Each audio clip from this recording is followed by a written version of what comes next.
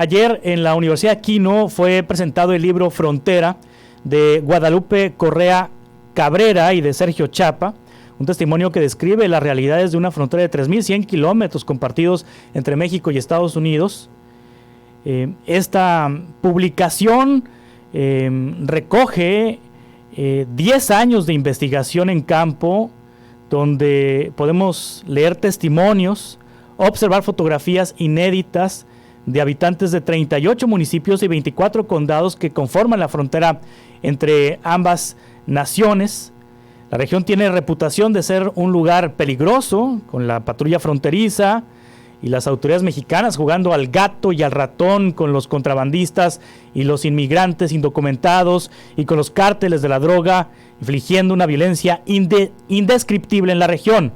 Frontera analiza esos peligros sin pestañear, pero va más allá de los estereotipos y ofrece al lector retratos vívidos de la belleza y la complejidad del área, su historia, sus atracciones contemporáneas, su rica vida cultural.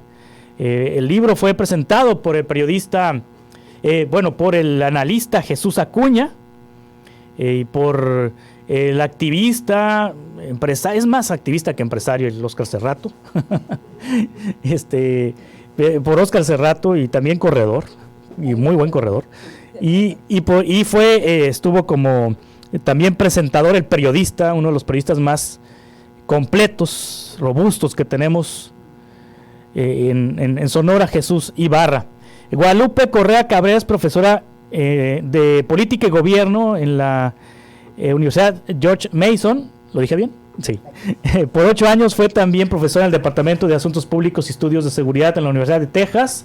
Es colaboradora de La Opinión, el de Los Ángeles, en México de Sin Embargo, y con Julio Hernández en Astillero. Y bueno, varios libros, varias publicaciones, y le agradezco a Guadalupe Correa Cabrera que esté aquí con nosotros. Guadalupe, ¿cómo estás? Buenos días, bienvenida. Muy buenos días, Juan Carlos. Muy contenta de conocerte y de estar en este espacio, porque es un espacio muy importante aquí en Hermosillo. ¡Qué aventura! ¿Cuántos municipios? 38 municipios fronterizos mexicanos y 24 condados fronterizos estadounidenses. ¿Los recorrieron todos? Todos, y cruzamos todos los puentes que se pueden cruzar, porque hay unos que no se pueden cruzar porque son por ferrocarril, pero cruzamos todos y cada uno de ellos. Fueron diferentes viajes a lo largo de estos 10 años. Empezamos en el año 2013, un viaje primero por la frontera Texas-México, de Brownsville, Matamoros, hasta el Paso Juárez, y ese mismo año, en diciembre, volamos al Paso, y del Paso Juárez pues terminamos en Tijuana, San Diego. Después seguimos viajando a diferentes partes de la frontera, estas múltiples fronteras que les llamamos, pero otra vez un viaje completo en el año 2019 y otro viaje completo en el año 2021. Sí, ¿qué encontraron en estos municipios, en estos condados? Encontramos muchas cosas. El libro es un libro que va más allá de los estereotipos de la frontera, ¿no?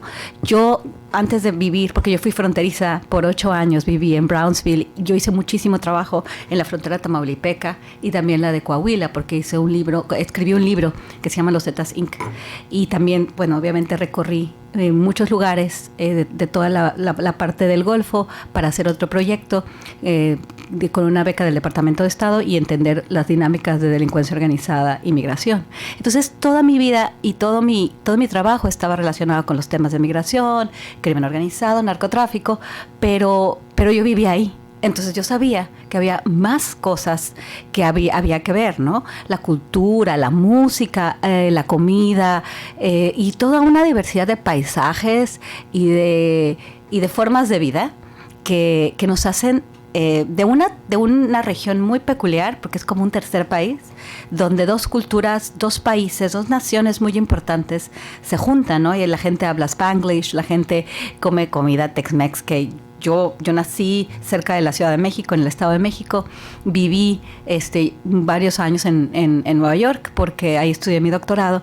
Entonces tenía yo otra visión de lo que era México y Estados Unidos.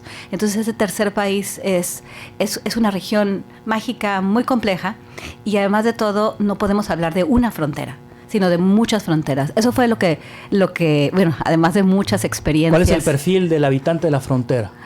El perfil del habitante de la frontera, pues también hay muchos perfiles, Sí. porque además dependiendo de qué lado vivas y qué tanta relación tengas con el otro, porque hay gente que cruza todos los días.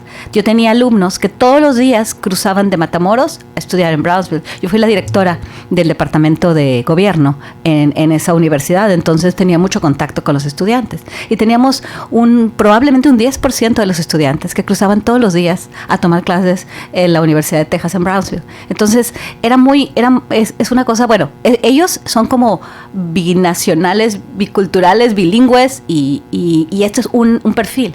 Hay otro perfil de personas de la frontera que viven de un lado o del otro. Y cada quien tiene diferentes formas, porque son dos culturas de alguna forma cuando no cruzas. Pero cuando cruzas, eres un ente, no digo más fronterizo, pero fronterizo, bicultural, binacional, que hablas dos lenguas, ¿no? En cambio, cuando estás en un lugar nada más y te quedas en ese lugar, de tu lado de la frontera, ya sea del lado de México, de Estados Unidos, pues tienes otro tipo de dinámicas sociales, ¿Qué diferencia lo que encontraron en Naco, en Naco y Naco, en Agua Prieta, Douglas, en San Luis, Río Colorado, San Luis, Río Colorado y San Luis, Arizona, Nogales, Sonora y Nogales, Arizona, con las otras ciudades fronterizas de los otros estados? Mira, es muy interesante porque a mí me encanta la frontera Arizona-Sonora y es una región que para mí es una frontera. O sea, todo este tipo de paisajes, ¿verdad? El desierto, por ejemplo, y estas pequeñas ciudades de Naco y Naco, que son pequeñas, ¿no? Son muy pequeñas y son muy peculiares, y hay también como toda una serie en Naco, Sonora, pues estos proyectos que nunca terminaron de energías renovables, sí. Muy interesantes, son ciudades chiquitas.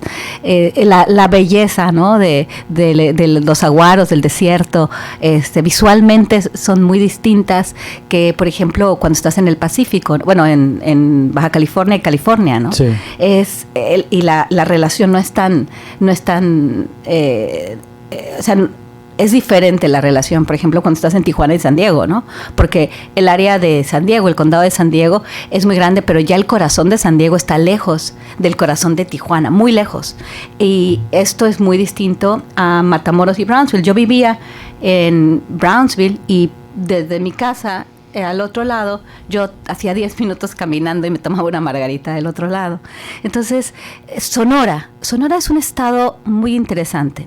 Es el desierto, es un estado rico. Arizona es otro estado importante, no tan importante en relación a otros estados en los Estados Unidos, porque no es como California o como Texas. La importancia en temas de riqueza, ¿no? En recursos, en personas, es un estado más chico, pero a mí me interesó más Sonora, sí. Más que Arizona.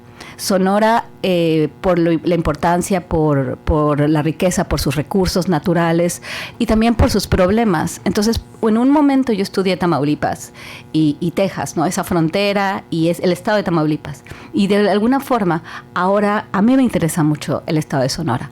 Estos proyectos supuestamente de energías renovables, ¿no? Que pueden ser obviamente guiados por Estados Unidos. ¿Incluye esos planes que hay en el actual gobierno estatal y federal en esta publicación?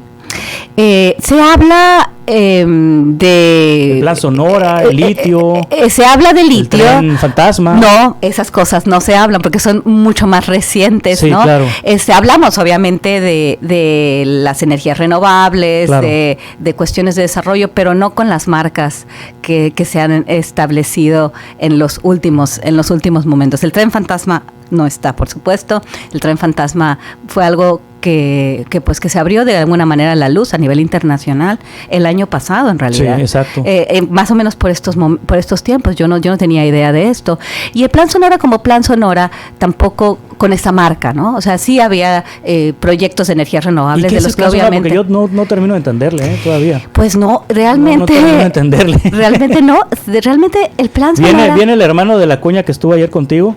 Ajá. Y no, o sea, por más que no entiendo qué es. Pues pareciera ser que sí, no, totalmente. Yo tengo la misma idea. De hecho, para mí el Plan Sonora fue esa vez cuando Ken Salazar y el entonces canciller Marcelo Ebrard se reúnen en Puerto Peñasco con otros cónsules, ¿verdad? Sí. Estadounidenses en México y pues se hace un anuncio de que había un plan, ¿no? Una presentación de PowerPoint que el señor Acuña, Francisco Acuña, sí, presenta y de ahí se hace toda una presentación en muchos otros lados, ¿no? En el World Economic Forum, en Davos, en China, y supuestamente esto va a detonar el desarrollo a través de la generación de energías renovables, proyectos de agua, eólicas, litio, semiconductores, toda una serie de generalidades, sí, sobre las cuales no sabemos, realmente no hay un plan.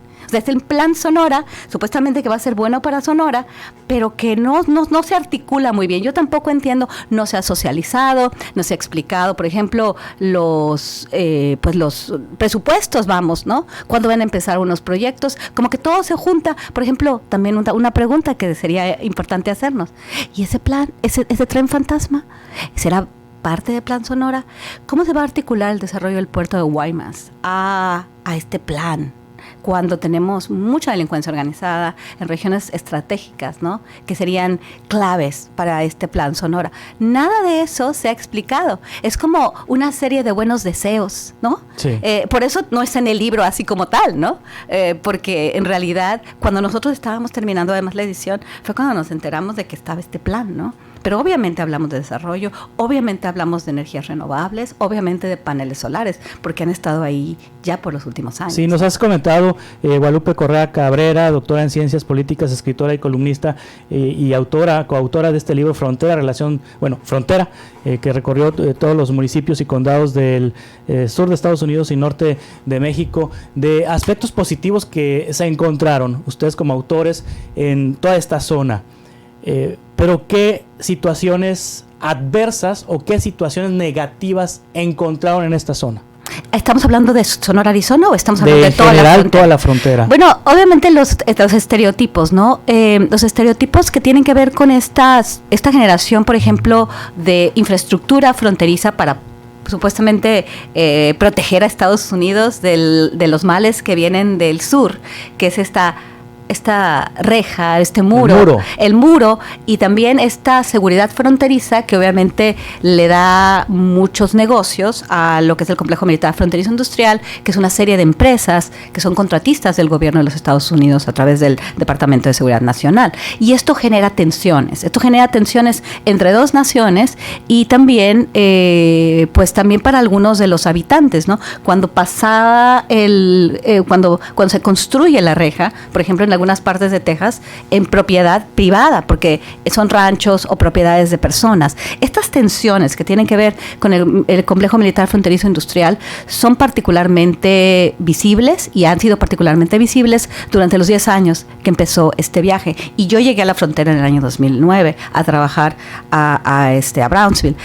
Otra cosa, y es también los mismos estereotipos, ¿no? El tema de la violencia fronteriza vinculada al narcotráfico o al crimen organizado, ¿no? Cuando yo también llegué a esa parte de la frontera, el noreste de México, estaba incendiado, o más bien, llegué y se incendió en el año 2010 por esta guerra entre el Cártel del Golfo y los Zetas, y eran tiempos muy complicados, y siguen siendo complicados, aquí también, en San Luis Río Colorado, sí, claro. O sea, obviamente en muchas de estas, Nuevo Laredo era un asunto no podías estar, o sea, tenías que pasar riesgo máximo, ¿no? Máximo, de hecho a mí se me hicieron cola, como dice, ¿no?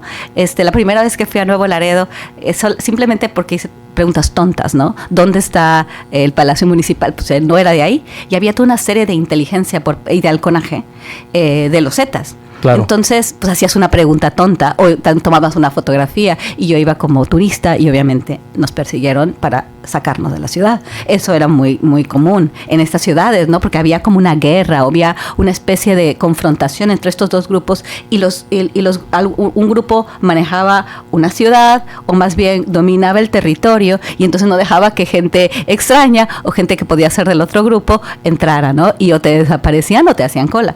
Este tipo de dinámicas que hasta hoy todavía pues persisten, nada más que van cambiando, ¿no? Pues la violencia que tiene que ver con esta prohibición, vamos, ¿no? Tanto de personas como de drogas, del sur hacia el norte y del norte hacia el sur, pues el tráfico de armas. Y todo este contexto ilícito de redes ilícitas, de ilegalidad, pues se siente, se vive y hay violencia. Obviamente hay violencia. Por ejemplo, en el caso de San Isidro en los Estados Unidos. Ahora, pues hay un problema grandísimo en los estadounidenses con el tema de la adicción, de la criminalidad también. Y algo muy interesante que la frontera ha estado cambiando mucho y pues en realidad se siente hasta a veces más feo del lado de Estados Unidos que en Tijuana, de verdad sí lo veo. Pero bueno, sí, es esta cuestión relacionada con lo ilegal, con lo ilícito, ¿no? Con las redes ilícitas, personas, armas, drogas. Estas son las tensiones y estas tensiones que se manifiestan de manera visible con la creación de un muro, con la construcción de un muro y toda esta militarización de los dos lados. La militarización de la seguridad fronteriza en Estados Unidos, la patrulla fronteriza, y esta vinculación a los troopers, por ejemplo, en Texas, ¿no? Esta hipervigilancia que también pues nos hace pensar en qué pasa con nuestra privacidad. Estos son, por ejemplo, ejemplos de lo tenso. Pero además de eso, hay muchas otras cosas que también son muy positivas, ¿no? Esta cultura, la música, ese tercer país que nosotros también quisimos reflejar ahí. Sí, el académico que acaba de ganar el Premio Nobel de Economía hizo una comparación entre los dos Nogales Sonora y Nogales, Arizona. Exacto. Tan cerca ambos Nogales, pero tan diferentes en el tema económico y en el tema de oportunidades. Totalmente. ¿Por qué? Porque somos dos naciones distintas. Sí. Y de alguna forma esta idea, ¿no? De las 3 Bs, lo bicultural, lo binacional, el bilingüismo, eso es como una aspiración a que nos integremos como dos naciones, pero realmente estamos hablando, y siempre hemos hablado, de la economía más grande del mundo que tiene frontera con un país en desarrollo, pero alguna vez parte de ese país pues era Estados Unidos.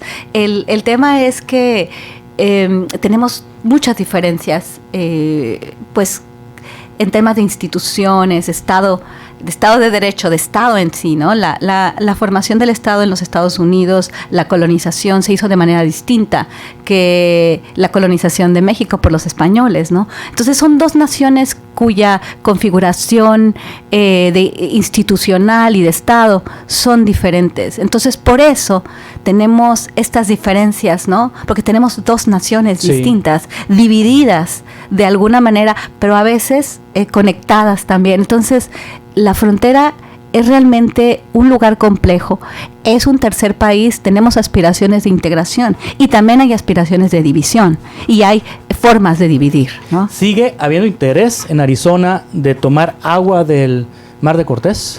Pues parece ser que siguen los planes, ¿no? Sí. Siguen las conferencias. Hay que preguntarle, sería muy padre, porque eso lo dijo muy, muy claramente Óscar Cerrato. Yo he estado en comunicación constante con Óscar desde que lo escuché hablando del tema y es probablemente la persona que sabe más de ese tema y le ha dado seguimiento. Sí. Y en diferentes ocasiones nos manda, tenemos un grupo de personas que estamos muy al pendiente del tema de la desalinizadora por lo que implica, no solamente para Sonora, pero de manera central, es el Alto Golfo de California, y es una parte muy importante de todo. Nosotros hablamos de eso, ¿no? De la pesca a nivel nacional, o sea, nuestros recursos en un lugar estratégico de nuestro país, donde está, ¿no? El Alto Golfo de California es un lugar muy importante en términos de relación con los Estados Unidos, en términos ambientales, en términos de la industria pesquera,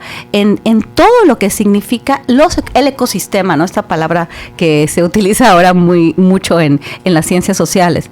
Y en realidad el ecosistema, la posibilidad de que esa desaladora vaya a deteriorar, o a cambiar completamente este ecosistema para que Estados Unidos se mejore, tenga agua y México se quede pues con los desperdicios. Y parece ser que sigue la idea de que esto va a ser real, ¿no? Porque cuando revisas este tipo de planes en Arizona, ellos siguen hablando del agua, ¿no? Y de alguna forma, ya no de manera tan directa como en la administración republicana pasada del gobierno de Arizona, y tampoco con este plan de que va a ser esta empresa, pero me imagino que sigue constante, porque la necesidad ahí está, ¿no? Sí. Oscar es muy bueno en el tema, y hablamos de eso, ¿no? Parece ser, y no hay que dejar ese tema, porque no vaya a ser que de repente nos den la noticia, ¿no? Y la presidenta ha sido también, la nueva presidenta, ha sido clara en el sentido de que vamos a hacer algo con el agua. No vaya a ser que le imponga, no vayan a hacer que... Puede ser Donald Trump que diga, exactamente, si no me das el agua, te voy a poner un arancel, 100% de arancel o 100% de arancel. Y bueno, finalmente Guadalupe Correa Cabrera, se va a complicar la situación en la frontera el sur de Estados Unidos y norte de México con el segundo mandato de Donald Trump. Sí, claro que sí. O sea, no esperamos. Obviamente vamos a plantear muchos escenarios, que lleguen las tropas y empiecen a bombardear. Sería una guerra en tu patio trasero, ¿no? Eso probablemente, y utilizar esa frase no es necesariamente conveniente, pero así a veces algunos políticos estadounidenses se refieren a México, y así han tratado a México varias administraciones en los Estados Unidos.